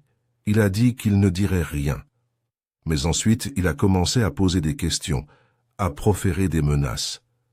Alors tu as paniqué. Je voulais juste le faire dormir, juste assez de valériane pour le calmer, je pensais, mais ce n'est pas vous qui avez ajouté l'aconite, dit doucement Miss Marple. Lavinia leva les yeux, surprise. La voix de Miss Marple baissa encore plus. Tu ne savais pas, n'est-ce pas, que quelqu'un d'autre, quelqu'un qui craignait que Duval ne la dénonce encore, s'était glissé plus tard? Il avait complété le thé. Lavinia le fixa. Qui? Miss Marple prit sa tasse de thé. Doris Crimp, dit-elle, mais pas pour les raisons que nous pensions. Doris avait tout à gagner à garde Duval resta silencieux. Il connaissait son rôle dans la dissimulation de la mort de Sir Francis. Elle craignait qu'il ne parle. Alors, pendant que vous apportiez le thé pour dormir, Doris veillait à ce que ce soit tout autre chose. Elle s'arrêta. Mais Doris a fait une erreur. Elle m'a sous-estimé. Et quand elle a compris que les gens posèrent des questions, Question? Elle est devenue nerveuse. C'est à ce moment-là qu'elle a écrit la lettre. Et quelqu'un d'autre l'a contactée avant moi. Miss Marple posa sa tasse de thé. Tu n'as pas tué Duval, Lavinia. Pas directement, mais tu as créé l'occasion. Et Doris? Demanda Lavinia, la voix rauque. Qui? Miss Marple la regarda avec une étrange douceur. C'est ce que je voulais voir aujourd'hui. Si c'était vous, si vous vouliez vous défendre ou réaliser, tu vois, Lavinia, tu as été cruelle autrefois, et stupide. Mais tu n'es pas une tueuse. Les yeux de Lavinia s'écarquillèrent. Mais quelqu'un l'est, ajouta doucement Miss Marple, et ils ont commis une dernière erreur. Ils croient que la lettre est morte avec Doris. Lavinia regarda fixement. Miss Marple croisa les mains. Ce n'est pas le cas. Ce soir-là, l'inspecteur Creil rencontra Miss Marple sur les marches de la paroisse. Elle lui remit la lettre originale de Doris Crimp, non signée mais accablante, et son récit complet. « Demain, dit-elle, rassemblez les suspects, convoquez-les tous au presbytère, Dites-leur qu'il y aura une annonce finale. » Crail haussa un sourcil. « Et qu'est-ce que j'annonce? »« La vérité, » dit Miss Marple. Mais laissons le tueur penser le contraire, juste un instant de plus. Le salon du presbytère était plein à 10 heures précises, le lendemain matin. L'inspecteur Crail se tenait près de la fenêtre, les bras croisés sur la poitrine, tandis que l'agent Sims rôdait près de la porte, s'efforçant de ne pas paraître aussi nerveux qu'il l'était. Au centre de la pièce était assise Miss Marple, sereine et apparemment contente de servir le thé, comme si la réunion n'était rien de plus qu'une réunion du comité paroissial. Les personnes convoquées avaient réagi avec un mélange de suspicion et d'appréhension à peine voilée. Madame Lavinia Carroway était assise bien droite sur sa chaise, sa broche scintillant au soleil matinal, une écharpe fraîche serrée autour de son cou. Felicity Summerby était là, pâle et agitée, les mains serrées autour d'une tasse de thé qu'elle sirotait à peine. Le révérend Pottel avait quitté son bureau à contre-cœur et pris place près de la cheminée, s'éclaircissant fréquemment la gorge. Caroline Pettigrew, amie et voisine de longue date de Doris Crimp, était inhabituellement calme, jetant des regards circulaires dans la pièce, comme si elle s'attendait à voir un fantôme surgir du papier peint. « Je suis sûr que vous vous demandez tous pourquoi je vous ai fait venir ici, » commença l'inspecteur Crail, arpentant la pièce d'un pas mesuré. La semaine a été éprouvante pour le village. 2 morts. L'un est confirmé comme un meurtre, l'autre, pas encore. Confirmé, mais néanmoins suspect. Il jeta un coup d'œil à Miss Marple, qui hocha doucement la tête et posa sa tasse de thé. L'inspecteur Crail a eu la générosité de me permettre de m'exprimer franchement, avant toute inculpation officielle. Voyez-vous, je crois que la vérité nous accompagne depuis toujours, simplement enfouie sous des couches de politesse et bien sûr de peur.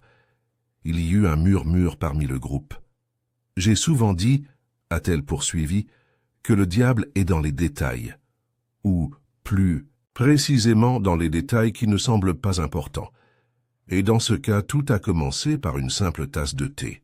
Elle se tourna légèrement et s'adressa à la salle. Lors de la fête du Garden Club, le chef Duval a goûté son propre posset, puis a bu une gorgée de thé. Un thé qui, nous le savons maintenant, provenait d'une flasque en argent qui aurait appartenu à Madame Carroway. Lavinia se raidit, mais ne dit rien. Au début, il semblait naturel de supposer que le poison se trouvait dans le posset, poursuivit Miss Marple. Mais si tel avait été le cas, tous ceux qui l'auraient essayé auraient été affectés. Au lieu de cela, seul Duval s'est évanoui, et peu après Miss Partridge qui n'avait pris qu'une cuillerée. Cette anomalie a été notre premier indice. Elle marqua une pause, laissant les choses se calmer. Mais ce n'est pas Madame Carroway qui a offert le thé à Duval. C'est Doris Crimp. Cette révélation provoqua une inspiration audible. Felicity reposa sa tasse de thé avec un léger bruit métallique. J'ai appris par la jeune Martha Higgs que Doris s'agitait autour de la buvette ce jour-là, comme elle le faisait souvent. Serviable, discrète. Et par Mademoiselle Partridge, qui a finalement repris connaissance, nous savons qu'elle a vu Doris tendre la tasse au chef Duval tout en souriant gentiment. Miss Marple se tenait maintenant debout, très lentement, les mains jointes devant elle. Mais pourquoi? Quel mobile Doris pouvait-elle avoir pour tuer un homme dont elle avait à peine parlé en public? Elle jeta un coup d'œil à Lavinia. Parce qu'elle avait, je l'ai connue, il y a des années, à Paris, chez les Carroway. Les yeux de Lavinia se baissèrent. Elle était là la nuit où Sir Francis est mort, dit Miss Marple d'une voix douce. Elle savait que ce n'était pas un accident. Elle a entendu les cris, peut-être même vu la bagarre. Elle a contribué à la dissimuler. Par loyauté, par peur ou par commodité, on ne peut le dire. Miss Marple se tourna vers Felicity. Le chef Duval, autrefois André le valet, portait lui aussi ce secret, et lorsqu'il arriva à Sainte-Mildred, il portait non seulement le fardeau de ce passé, mais aussi l'intention de exposer non. Pas pour le faire chanter, je crois, mais pour la catharsis, peut-être pour la justice. L'inspecteur Crail hocha légèrement la tête, confirmant ce que Miss Marple lui avait dit la nuit précédente. Mais cela a terrifié Doris, a-t-elle poursuivi. Parce que si la vérité éclatait, elle serait impliquée aussi. Toute sa vie paisible et soigneusement organisée serait ruinée. Alors elle a fait ce que font parfois les gens effrayés. Elle a essayé d'empêcher la tempête. Miss Marple marchait lentement devant le groupe rassemblé. Elle savait que Madame Carroway était déjà inquiète. Elle savait que Lavinia avait préparé une tisane apaisante à base de racines de valériane, suffisamment pour perturber la lucidité de Duval, sans le tuer. Elle y vit une opportunité. Il ne lui restait plus qu'à y ajouter un peu de substance, de l'aconie Napel, qu'elle avait probablement récoltée dans le même jardin que Lavinia avait utilisé pour remporter son prix du club de jardinage. Une dose puissante, suffisamment mortelle. Elle le lui a donné, dit simplement Miss Marple, et Duval est mort quelques minutes plus tard. Lavinia déglutit difficilement, le regard vitreux. « Je n'ai jamais voulu... »« Je sais, » dit doucement Miss Marple. « Mais ce n'était pas la fin, bien sûr, » poursuivit-elle, « parce que j'ai commencé à poser des questions, et Doris est devenue nerveuse. Les personnes nerveuses sont imprévisibles. Elle a écrit une lettre, qu'elle n'a jamais envoyée, mais qu'elle a gardée avec elle. Une lettre qui citait des noms. Crail s'avança alors, tenant une pochette en plastique contenant la lettre. Et quelqu'un, Miss Marple se tourna vers le groupe. Quelqu'un a compris que Doris avait commencé à parler, que son silence n'était plus fiable. Caroline. Pettigrew s'agita. Mais si Doris avait écrit la lettre, n'essaierait-elle pas de exposer Madame Carroway?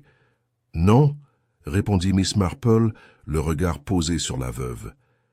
Lavinia craignait peut-être d'être démasquée. Elle a peut-être commis de terribles erreurs par le passé, mais elle n'a pas tué Doris Crimp. Il y eut un long silence, et puis Miss Marple s'est tournée vers la personne la moins attendue dans la pièce. « Félicité, dit-elle. « Félicity. » Summerby la regarda choquée. « Je ne comprends pas. »« Vous étiez au courant pour la lettre, » dit Miss Marple doucement. « Vous m'aviez dit que Doris avait commencé à parler, qu'elle craignait Lavinia. Mais vous saviez aussi que la lettre mènerait droit à Toisy, la vérité éclatait. » Le visage de Félicity pâlit. « Duval et toi, vous aviez une histoire commune, » dit Miss Marple d'une voix toujours douce. « Une histoire profonde. Il vous a aidé autrefois, il y a longtemps. Mais vous ne lui avez pas rendu l'appareil. Lorsqu'il vous a sollicité, vous avez tergiversé. Lorsqu'il vous a demandé de publier la vérité, vous avez refusé, par peur. Et lorsque Doris a menacé de la révéler elle-même, Miss Marple prit une inspiration. Vous êtes entré par effraction dans le salon de thé cette nuit-là, par la fenêtre. Vous saviez où elle rangeait ses clés. Vous lui avez préparé une tasse de thé, une tasse qu'elle n'aurait jamais soupçonnée. Et cette fois, vous l'avez utilisée en entier. Félicity se leva brusquement et secoua la tête. Non, ce n'est pas... Elle te faisait confiance, dit Miss Marple. Tout le monde te faisait confiance, même moi. Mais j'ai réalisé quelque chose après notre dernière conversation. Tu n'as jamais demandé moi ce que j'avais trouvé. Tu voulais seulement confesser ce que tu croyais que je savais déjà. À propos de toi et de Duval, c'était trop soigné, comme une performance. L'inspecteur Crail s'avança. « Mademoiselle Summerby, je vous prie de rester assise. » Félicité s'assit lentement, les mains serrées sur ses genoux. La voix de Miss Marple, calme mais certaine, emplit la pièce. « Tu as tué Doris pour te protéger. Et ce faisant, tu as révélé ce que tu craignais le plus. Car la vérité, ma chère, c'est comme la crème dans le thé. Elle remonte toujours. » Les conséquences furent rapides. Félicity Summerby fut placée en garde à vue, le visage tiré et inexpressif. Elle ne dit rien pendant qu'on l'emmenait, même si son regard se posa une seule fois, sur Miss Marple, avec une lueur mi-dédaigneuse, mi-regrettée. L'inspecteur Crail remercia Miss Marple plus tard dans la journée, avec une révérence maladroite mais sincère. « Vous l'avez vue avant nous tous, dit-il. »« Non, répondit-elle doucement. J'ai juste regardé un peu plus longtemps. » 2 semaines après l'arrestation de Félicity Summerby, Un calme provisoire est revenu à St. Mildred.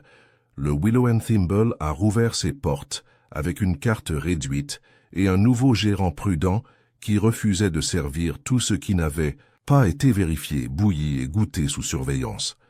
Le Garden Club a publié un communiqué officiel annulant tous les événements estivaux par respect pour les récentes tragédies, bien que les villageois les plus cyniques aient soupçonné qu'il s'agissait simplement d'éviter d'être associés à 2 empoisonnements très médiatisés. Madame Lavinia Carroway, autrefois impératrice incontestée de St. Mildred, se retira presque entièrement de la vie publique. Son nom avait encore du poids, mais il était désormais murmuré avec gêne plutôt qu'avec déférence. On la voyait parfois s'occuper de son jardin en silence ou se promener lentement dans le cimetière au petit matin. Miss Thelma Partridge se rétablit complètement, quoique lentement.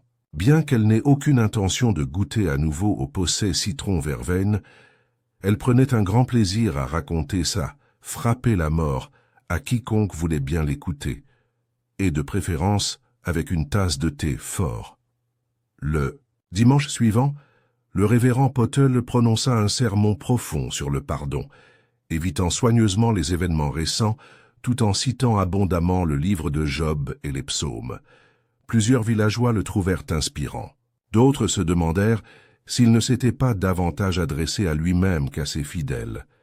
Mais surtout, le village commença à se reconstruire, maladroitement, lentement, avec la conscience vague et inquiétante que le passé ne s'était pas éteint en silence. Il avait secoué ses os, révélé ses secrets et exigé des comptes. Seule Miss Marple semblait inchangée par tout cela. Elle retourna à ses routines tranquilles, à son travail au crochet, à l'entretien d'un rosier pas très sage et à ses visites régulières et subtiles au presbytère, à l'épicier et à la poste, où les vraies nouvelles du village s'attardaient toujours entre les mots polis. C'est tard un après-midi, une semaine après que l'enquête ait confirmé que Duval et Doris avaient été assassinés, que l'inspecteur Crail a visité son chalet une fois de plus. Il est arrivé avec un petit bouquet d'œillets, un peu maladroit, et un paquet de biscuits, français bien emballés provenant d'une boutique spécialisée de Basingstoke. « J'ai pensé que vous apprécieriez ça, » dit-il en les lui tendant d'un air légèrement gêné. « En quelque sorte, merci, comme c'est gentil, » dit Miss Marple en les acceptant avec un sourire chaleureux. « Asseyez-vous, inspecteur, la bouilloire vient de bouillir. » Il lit, s'exécuta, et ils s'installèrent dans le calme et la tranquillité de son salon. Dehors, le léger bourdonnement des abeilles s'échappait par la fenêtre ouverte. « J'ai réfléchi à ce que tu as dit, » dit Crail au bout d'un moment, « à propos du fait que le meurtre n'est pas toujours une question de rage ou d'opportunité, mais de peur. C'est ce qui vient après le crime qui révèle le criminel. » Miss Marple sirota son thé. « C'est la plus humaine des motivations, inspecteur. Les gens ont peur d'être démasqués, ils ont peur des conséquences. Mais plus que tout, ils ont peur de perdre le contrôle de l'histoire. » Il hocha lentement la tête. « Je suppose que c'est ce qui s'est passé ici. Felicity n'était pas un monstre, juste effrayée. Effrayée par ce que Duval savait. Effrayée d'être entraînée dans quelque chose qu'elle pensait avoir laissé derrière elle. »« Tout à fait, » acquiesça Miss Marple. « C'est vraiment triste. La plupart des gens ne commettent pas de meurtre par méchanceté. Ils le font par désespoir. Et souvent, ils ne cherchent même pas à détruire quelqu'un d'autre. Ils essaient simplement de protéger ce qu'ils pensent avoir encore. » Crail se pencha en arrière. « Il y a quelque chose qui m'a marqué. Quand nous avons interrogé Felicity pour la première fois, avant son arrestation, elle a dit qu'elle n'avait pas voulu que cela arrive, qu'elle lui avait juste donné assez pour l'effrayer, pour le faire « arrêt ». Il regarda Miss Marple. « Tu la crois ?»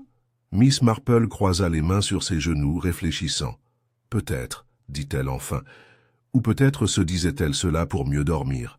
La frontière entre l'intention et l'action est très mince quand on agit par peur. La pièce devint silencieuse. Au bout d'un moment, Crail se leva. « Bon, je suppose que je devrais y aller. Il me reste encore quelques formalités administratives à régler. Miss Marple se leva avec lui. « Vous avez très bien travaillé, inspecteur. Vous avez été constant, méthodique et juste.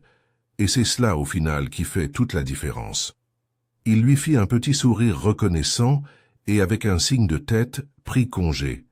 Plus tard dans la soirée, Miss Marple était assise dans son jardin, un châle drapé sur les épaules, le soleil couchant projetant de longues traînées dorées sur la pelouse.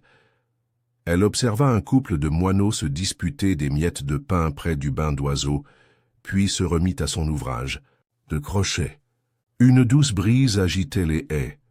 Dans son carnet, maintenant fermé sur la table à côté d'elle, se trouvaient quelques notes finales, ordonnées et brèves. Duval, témoin de la mort de Sir Francis Doris, co-conspiratrice, devenue craintive Lavinia. Motivée par la culpabilité, pas par la malveillance Félicité.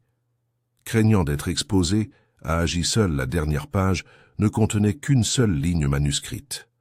Les pires crimes ne naissent pas de la haine, mais du désir désespéré de préserver un mensonge. Miss Marple posa son crochet et se pencha en arrière, les yeux mi-clos. Elle n'avait aucun désir de célébrité, aucun goût pour le drame ou la gloire. Mais elle tirait une satisfaction tranquille à remettre les choses en ordre, non pas par des menottes ou des poursuites, mais par l'observation, l'intuition et la conviction profonde que rien dans la nature humaine n'est jamais vraiment caché, seulement non exprimé. La vérité avait-elle toujours cru, et comme une tasse de thé bien préparée, forte, révélatrice et mieux servie doucement, mais sans délai, et tandis que le soleil disparaissait derrière les collines, peignant les toits de Saint-Mildred d'un or doux, Miss Marple sourit intérieurement. Elle avait résolu un autre mystère, et demain, il y aurait des scones à faire cuire. Le procès de Felicity Summerby eut lieu à la fin de l'été, loin des haies bordées, de rosiers et des recoins murmurants de Saint-Mildred. Il se tint au tribunal de comté d'une ville voisine, plus importante, en présence d'une poignée de journalistes, de quelques curieux et d'un grand formalisme judiciaire. Felicity, vêtue d'un bleu marine sobre et de gants clairs, resta assise, silencieuse pendant la majeure partie du procès, répondant aux questions avec retenue. Elle ne nia jamais les faits, seulement l'intention. « J'avais peur, dit-elle plus d'une fois. Je pensais qu'il allait tout gâcher. » Après 3 heures de délibération, le jury a rendu un verdict de culpabilité, assorti d'une recommandation de clémence. Le juge, un homme d'un certain âge, au visage de granit et à la voix de papier de verre, a prononcé une peine mesurée, suffisamment longue pour rendre justice, suffisamment clément pour reconnaître l'humanité. Lorsque la nouvelle du verdict parvint à Saint-Mildred, elle fut accueillie avec un soulagement mitigé. Il n'y eut ni célébration ni thé bavard. Juste un calme retombant et un moment collectif pour tourner la page. Au cours des semaines qui suivirent, le village retrouva peu à peu son rythme habituel. Madame Lavinia Carroway vendit sa maison de Primrose Lane et prit sa retraite à Bath, invoquant la santé et la vie privée. Certains dirent qu'elle partit honteuse, d'autres affirmèrent qu'elle avait simplement besoin de tout recommencer. Elle laissa son jardin aux soins d'un jeune couple récemment arrivé du Sussex, qui préférait les légumes aux fleurs, et arracha l'aconite presque aussitôt. Le cottage de Felicity Summerby était vide. Un panneau alloué était accroché au portail du jardin, se balançant légèrement au vent. Personne ne se précipita pour le réclamer. Le Willow and Thimble, désormais géré avec prudence par Martha Higgs et sa cousine, ne proposait plus qu'un seul type de thé, le simple English breakfast, et le posset en tant que plat fut définitivement retiré du menu. Sa disparition fut jugée acceptable, mais malgré tout cela, Miss Marple est restée. Elle ne recherchait ni l'attention, ni ne la fuyait. Interrogée sur l'affaire, elle souriait poliment et changeait de sujet pour parler de géranium ou de dentelle. Si on insistait, elle répondait quelque chose comme « La nature humaine est la même partout, mais dans les villages, elle a moins d'endroits où se cacher. Un matin d'automne, alors que les feuilles commençaient à rouiller et que la fumée des cheminées montait sur les toits, Miss Marple reçut une lettre par la poste. Elle portait les armoiries du comté et l'écriture soignée de l'inspecteur « Cher Miss Marple, l'affaire est close. Le dossier est tamponné, les rapports classés et la presse est passée à autre chose. Mais je voulais que vous sachiez que le commissaire a fait l'éloge de votre perspicacité. Si jamais vous lassez des roses et du tricot, des esprits comme le vôtre pourraient nous être utiles au sein de la police. Je plaisante à moitié. » Avec gratitude, J. Miss Marple sourit en pliant la lettre et en la rangeant avec les autres qu'elle avait reçues au fil des ans, des reconnaissances discrètes de sa curieuse place dans le monde. Jamais, officiellement détective, mais toujours celle qui voyait ce que les autres manquaient. Elle alla dans son jardin, s'arrêta pour pincer la tête d'un souci flétri et regarda vers la verdure au-delà du village. Tout était calme, à l'exception de la brise qui agitait les haies. Justice avait été rendue, pas parfaitement, jamais parfaitement, mais suffisamment. Et c'était là le problème du meurtre. Miss Marple l'avait appris.